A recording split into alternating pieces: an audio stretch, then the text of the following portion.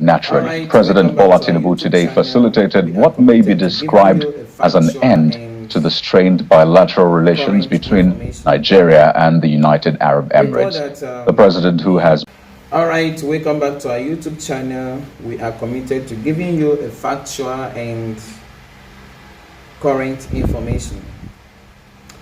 Recall that the current president of Nigeria, President Bola Ahmed Tinubu, movement from Nigeria to United Arab Emirates, visa restriction and all that. But President Bola Ahmed Tinubu has to drop and meet with the president of United Arab Emirates. And this issue was settled immediately within a twinkle of an eye. I will just play a clip to show you how this issue was resolved. But let me finish the commenting. You see, now this issue has been resolved. What next? I know sometimes it's also we that spoils what people takes time and effort to amend. I see no reason why you are not in your country. At the same time, you can't obey the law of the country you are in. Sometimes, out of ignorance, remember they say ignorance of the law is not an excuse. Sometimes, out of ignorance, you may make a mistake. But it's pardonable, it's understandable. But it's not when you know that what you are actually doing is wrong, and then you insist on doing that. That not only damages the image, your own personal image, but the image of the country from which you come from. I do not know the reason why some persons have decided to be doing that. Now, you cannot leave your country and go to another person's country and start perpetuating an act for which that country is forbidden. You notice that the people from that country, they are not just doing that. And you just come in to do it, to implant such. I do not know how people think. But for me, it's not wise. Kudos to the president of Nigeria. In fact, he's really trying. He's really trying. But we on our own citizens should do our own best. We should try. We should try. You cannot go to another person's house and start dictating for the person what he or she should do.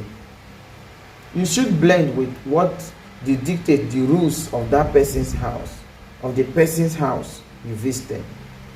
So please let us behave ourselves wherever we are.